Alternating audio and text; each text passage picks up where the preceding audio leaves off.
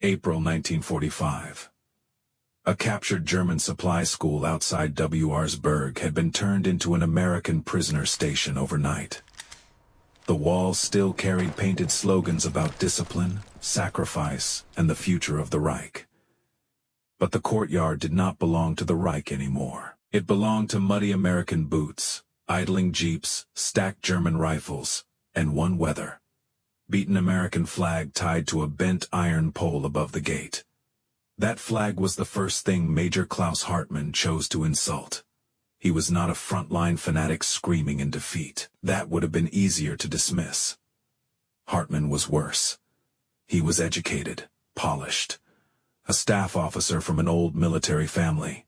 The kind of man who could lose a war and still speak as if history owed him an apology. The American soldiers were processing prisoners in a requisitioned classroom. German officers stepped forward one at a time, removed pistols, emptied pockets, surrendered watches that did not belong to them, and signed their names under the cold eyes of men who had crossed half of Europe to get there. Hartmann reached the desk, looked past the American corporal, and saw the flag through the cracked window. The cloth snapped hard in the wind. Stars, stripes, mud on the lower edge. Hartmann smiled. Not a big smile. Just enough. Then he said in German, loud enough for the officers behind him to hear, that the American banner was perfect for a nation of shopkeepers. He said the stars looked like coins on a counter. He said the stripes looked like columns in an account book. He said Germany had marched under blood and honor, while America marched under receipts. A few German officers lowered their eyes. Two of them smirked. The corporal at the desk did not speak German, but he understood the sound of contempt. He called for Captain Morris, a thin infantry officer from Ohio who had learned German before the war by reading newspapers with his father. Morris asked Hartmann to repeat himself. Hartmann did. More clearly, more proudly. Captain Morris translated every word, and the room changed. The typewriter stopped. A canteen stopped halfway to a soldier's mouth. One private from Newark took a step forward before another GI caught his sleeve. The corporal's jaw tightened so hard a muscle jumped in his cheek. But Captain Morris did not let anyone touch the prisoner. He only folded the intake form, slid it into his jacket pocket, and said one sentence. Put that in the general's hands before supper. By late afternoon, the report was on George Patton's desk. Patton read it standing up. Then, he read it again. The officers in the room expected shouting. They expected the famous temper, the profanity, the crash of a fist on wood. They did not get it. Patton walked to the window instead. Outside, in the gray German light, an American flag flew over a town that had belonged to Hitler 2 days earlier. Patton stared at it for a long time. When he turned back, his voice was quiet. That was what made it dangerous. A nation of shopkeepers, he said. Then he looked at his staff and said, Good. Then tomorrow that German officer is going to learn what shopkeepers can do when tyrants force them to become soldiers. Nobody spoke. Patton picked up the report again. He thinks that flag means money. He thinks it means ledgers. He thinks commerce is weakness. He tapped the paper once. Bring me Hartmann. Bring the German officers who laughed with him. Bring a company of American troops. But not just parade soldiers. I want engineers, quartermasters, medics, tankers, infantry, grave, registration men if you can find them. I want the men who actually carried this army across France. His chief of staff asked where. Patton pointed out the window toward the old German motor pool. Right there, in front of their own fuel sheds. Let him stand where their army ran out of gasoline and listen to the flag he mocked. The next morning, the parade ground looked nothing like a parade. There were no polished stones, no clean banners, no band, just a scarred motor pool behind a captured German school. Black oil stains in the concrete burned. Out trucks along one wall, ammo crates stacked under tarps, and the American flag raised higher than anything around it. Not new. Not spotless. This flag had been pulled from a field headquarters after a shell burst tore through the roof near Metz. One corner had been patched with darker cloth. A stripe had a smoke stain that would not wash out. The rope was frayed from being hauled up and down in bad weather. To Hartman, it had looked like a merchant's cloth. To the men who had followed it, it looked like home surviving the war. The German officers were marched out first, 32 of them. Hartman in front. He wore the same controlled face he had worn at the intake desk, but the skin under his eyes had turned gray. He expected punishment, maybe humiliation, maybe a beating disguised as military discipline. Instead, he found Americans forming 3 rough lines across the motor pool, a tanker with grease under his fingernails, a combat engineer whose sleeves were still stiff with dried river mud, a medic who had not slept enough in a month, a black truck driver from Georgia who had hauled fuel through artillery fire for men who were sometimes not allowed to eat beside him, a Jewish radio operator from Queens who had translated death notices for families whose names sounded like his own, a Navajo Marine liaison attached for communications work, quiet and unreadable, an Italian, American sergeant from Chicago, a farm boy from Kansas who had never seen the ocean until the Army put him on a ship, a machinist from Detroit who could repair a half-track with wire canvas in anger. This was not the Army Hartman had been taught to respect. It was not aristocratic. It was not racially pure. It did not look like a knightly order or a Prussian staff academy. It looked like a country that had opened every drawer in the house, pulled out workers, clerks, students, cooks, drivers, mechanics, sons, fathers, immigrants, and sent them across an ocean with more steel than Germany could imagine. Then Patton arrived. He stepped out of the jeep wearing his helmet, his riding boots, and the hard expression of a man who had already decided exactly where the lesson would land. He did not begin by looking at Hartman. He looked at the flag. Then he looked at the Americans. "Gentlemen," Patton said, "we are standing here because a German major looked at that flag and called it the banner of shopkeepers." A few American soldiers shifted their weight. Patton raised one gloved hand. "No, let him have the word." He turned slowly toward Hartman. "Major, you meant it as an insult. You said the stars were coins, and the stripes were ledger columns. You said Germany had blood and honor, while America had commerce." Patton walked toward the German officers with measured steps. "Well, let me tell you something uncomfortable. You were partly right." The Germans glanced at each other. The Americans went still. Patton pointed at the flag. "That flag does represent shopkeepers and farmers and shipbuilders and railroad men and school teachers and coal miners and boys who fix tractors before they fix tanks." His voice sharpened. "It represents a country that believes a man can build something instead of stealing it. It represents wages instead of plunder, contracts instead of conquest, work instead of worshipping war." He stepped closer to Hartman. "And that is why it beat you." Patton turned and swept his hand across the motor pool. "You had banners. We had factories. You had speeches. We had shipyards. You had myths about blood. We had men pouring steel in Pittsburgh, packing ammunition in Kansas, welding hulls in California, driving trucks through France, and keeping engines running when your beautiful war machine started choking on its own pride." The German officers stared ahead. Patton did not let them look away. "You mocked our ledger books. Good. Open one." He nodded to a quartermaster captain.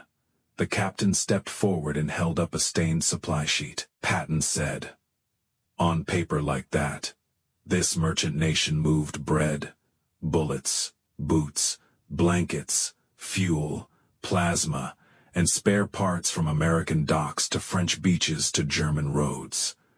Your army killed for oil. Our clerks counted it, moved it, protected it, and put it in the tanks that rolled past your roadblocks. He pointed to a row of American trucks beyond the fence. That is not weakness, Major. That is civilization organized well enough to destroy barbarism. Then he walked down the American line. He stopped first beside the black driver. This soldier hauled gasoline under fire outside Nancy. One shell hit the truck ahead of him. Another hit the ditch behind him. He kept driving because 5 tanks were empty and men he had never met were waiting for fuel. The driver looked straight ahead. Patton said, "Under your doctrine, Germany would call him inferior. Under our flag, he helped move the army that defeated yours." The words did not need to be shouted, they carried anyway. Patton moved to the Jewish radio operator. "This soldier listened to German transmissions while your government murdered people with names like his. Under your blood and on our flag, his family was marked for extinction. Under that merchant flag, he wears a United States uniform, carries a rifle, and stands in a conquered German motor pool while you stand as a prisoner." He moved to the engineer. "This man built a bridge where your retreating troops had blown one apart. He did not ask whether the river respected his ancestry. He asked how much weight the bridge had to carry and how fast he could get armor across it." Then to the medic. "This man crawled through machine, gunfire for wounded soldiers. Some were American, some were German. He did not check bloodline before he stopped the bleeding." Patton faced Hartman again. "That is what you never understood. You thought honor meant who a man came from. We think honor means what a man does when fear is close enough to touch." Hartman's face remained stiff, but the first crack had appeared. His eyes kept moving from the soldiers to the flag, then back to Patton. Patton saw it. He pressed harder. "You called your flag blood and honor. Fine. Let us inspect the merchandise." His voice turned cold. "Your blood-filled graveyards from Poland to the Rhine. Your honor built camps, burned villages, hanged civilians, and made soldiers swear loyalty to a man who spent Germany like counterfeit money. Your military tradition produced obedience so complete that grown men stopped asking whether an order was evil as long as it arrived on proper letterhead." A gust snapped the American flag open behind him. Patton did not turn around. "Our flag is not innocent, because America is perfect. Do not mistake me. We have sins. We have contradictions. We have men in this very formation who have had to fight for a country that has not always fought fairly for them." The black driver did not move. The Jewish radio operator lowered his eyes for 1 second. Patton's voice dropped. "But that flag carries something your Reich never had. The possibility of correction." He let the phrase sit there. The possibility that a nation can admit its failure and still demand better of itself. The possibility that the son of an immigrant can command a platoon. The possibility that a farm boy can become a pilot. The possibility that a man your theory calls inferior can do his duty with more courage than the officer judging him. He stepped close enough to Hartman now that the German had to look at him. "Your system had no room to become better. It could only become more pure. And the more pure it became, the more monstrous it became. That is why it is dying." For the first time, Hartman's mouth opened without words. Patton turned away from him and walked toward a wooden table set up in the yard. On it were objects gathered from the American units nearby. Not trophies. Tools. A grease. Blackened wrench. A cracked medic's helmet. A folded field map. A torn engineer's glove. A ration carton. A signal wire spool. A child's photograph found in a soldier's Bible. A small American flag a private had carried inside his jacket since Normandy. Patton lifted the wrench. "This is a merchant tool." He held up the medic's helmet. "This is a merchant's conscience." He touched the field map. "This is a merchant's mind." Then he pointed at the flag. And that is a merchant's oath. To build when building is possible. To trade when trade is possible. To argue instead of kneel. To govern ourselves badly sometimes. Then better again. But when men like you decide that only blood gives value to a human life, when you decide the world must bow to your myth, then the shopkeepers close their stores. His voice rose. The farmers leave their fields. The machinists shut down their lathes and start making guns. The clerks put on helmets. The sons of immigrants cross the ocean. And the flag you laughed at comes all the way to your front gate. The Americans were silent, but their faces had changed. The German officers could see it. This was not theatrical patriotism. It was personal. It was every mile from the beaches, every frozen road, every empty bunk, every letter home that had not said enough. Patton looked at Hartman again. You confused love of commerce with fear of war. That was your last mistake. He walked toward the burned German trucks along the wall. Germany worshipped war and still lost it. America hated needing this war and learned to fight it better than you. You drilled obedience into boys until they marched beautifully into disaster. We took men who argued, complained, cursed the officers, wrote letters home, fixed engines wrong, fixed them again, invented shortcuts, questioned plans, solved problems, and somehow kept moving west until there was no west left for your army to retreat into. Hartman's eyes dropped. Patton snapped. Look at the flag. Major. Hartman looked. The cloth cracked in the wind. Patton's voice was lower now. You said the stripes were ledger columns. Let me read you the balance. Normandy. The Atrotchigen Forest. The Moselle. The Bulge. The Rhine. Thousands of American dead. Thousands more wounded. Men who did not come here for land, or tribute, or racial glory. Men who came because your government made a world where ordinary people could not live in peace. He paused again, and this time even the wind seemed to fall back. That is the account you mocked. The words struck harder than anger would have. Hartman's shoulders tightened. Not from defiance. From shame. Patton gave him no escape. And here is the part your blood and honor philosophy will hate most. He pointed toward the ruined German town beyond the fence. When this is over, we are not going to turn Germany into a field of bones. We are not going to teach your children to worship American blood. We are not going to make your mothers salute our dead as a condition of eating. We are going to feed you. The German officers looked up. Patton continued. We are going to count sacks of flour. We are going to repair rail lines. We are going to open hospitals. We are going to make lists, issue permits, rebuild bridges, distribute medicine, and do all the dull merchant work that keeps human beings alive after warriors have finished making corpses. His eyes locked onto Hartman. That is what our flag means. It does not mean Americans are soft. It means Americans know that war is a tool, not a religion. No one moved. The lesson had stopped being about an insult. It had become an autopsy. Not of one officer's arrogance, but of the idea that had ruined Europe. Patton turned to the assembled Americans. Men, I want every German officer here to understand something. They did not lose because they lacked courage. Many German soldiers had courage. They did not lose because they lacked discipline. They had plenty of that. He tapped the supply sheet again. They lost because their system was built on a lie. They believed human worth could be sorted by blood. They believed conquest was greatness. They believed obedience was honor.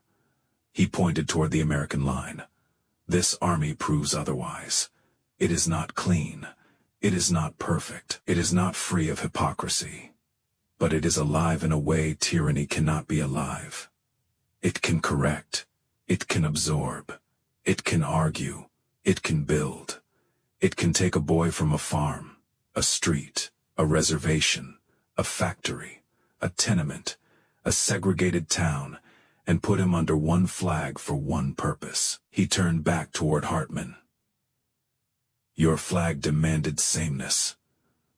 Our flag survives difference. Hartman's face finally changed. The military mask collapsed first around the mouth, then around the eyes. He looked older than he had that morning. Patton stepped closer, one last time. So, Major Hartman, keep your blood and honor, if you can still stomach the words.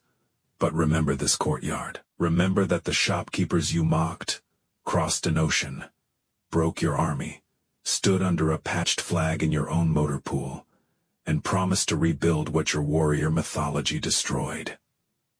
Hartman swallowed. When he spoke, it was barely more than air. I was wrong, General. Patton studied him. No, he said, you were taught wrong. Then his voice hardened again, but you repeated it like a man proud of the lesson. Hartman had no answer. Patton looked to Captain Morris. Translate this carefully. Morris nodded. Patton said, Major, you and the officers with you will stand here for 1 hour. You will face that flag. You will watch these men file past it, not because the flag needs your respect, because you do. The Americans began moving one at a time. The tanker passed first, raising his hand in a sharp salute. The engineer followed, mud still crusted at the cuffs of his uniform. The medic saluted with 2 fingers bandaged together. The black driver saluted slowly, not as performance, not as forgiveness, but as possession. This flag was his too, even if his country had not always said it loudly enough. The Jewish radio operator stopped beneath it longer than the rest. His salute trembled, not from weakness, from names. Names he would never hear called in a kitchen again. Names that had become smoke in a Europe that spoke too much about blood. He lowered his hand and walked on. One after another, the Americans passed. No band played. No speech followed. No one needed to explain what the German officers were seeing. A country made of contradictions had still found enough common truth to defeat a country made of poisoned certainty. After the hour ended, Patton returned to Hartman. The German major looked exhausted, not beaten in body. Worse, rearranged. Patton said, you will be sent to a prisoner camp. You will be fed according to rules your government never bothered to obey when it held power. You will write your name on forms prepared by clerks. You will eat food, moved by drivers. You will be guarded by men your doctrine called lesser. And one day, if Germany is lucky, you will live long enough to understand that the dull work of rebuilding is nobler than the glorious work of destruction. Hartman looked at the flag again. This time, he did not smirk. He asked, what should I tell my men? Patton's answer came without hesitation. Tell them the merchants came. Tell them they brought rifles because they had to. Tell them they brought ledgers because civilization depends on them. Tell them they brought food because hunger does not build democracy. Tell them they brought mercy because victory without mercy is just another form of barbarism. He stepped back. And tell them blood and honor lost to stars and stripes, because blood alone cannot build a nation. And honor without humanity is just vanity wearing a uniform. The German officers were marched away. The American soldiers returned to work. Engines started again. Forms were signed. Fuel was counted. Wounded men were moved. Prisoners were processed. Bridges were scheduled for repair. The war, in all its ugly practical detail, continued. But for the men who stood in that courtyard, the flag never looked quite the same afterward. Not cleaner, not simpler, stronger, because Patton had not defended it by pretending America had no flaws. He defended it by showing that the flag's power was not perfection. It was direction. A country could be flawed and still fight toward justice. A people could be divided and still unite against evil. A nation of merchants could hate war and still become terrible at it when the alternative was tyranny. That was the lesson Hartman had missed when he saw only coins and columns. He had looked at the American flag and seen money. Patton made him look again until he saw the shopkeeper who closed his store to fight, the factory worker who built the tank, the driver who brought the fuel, the medic who stopped the bleeding, the clerk who counted the rations, the soldier who saluted a country still unfinished, and the patched cloth that carried all of them into Germany. The flag did not need blood mythology. It had something harder to defeat. It had work. It had mercy. It had memory. It had argument. It had the stubborn American belief that tomorrow did not have to obey yesterday. And that morning in Würzburg, under a smoke-stained flag in a captured German motor pool, a defeated officer learned what the Reich had learned too late.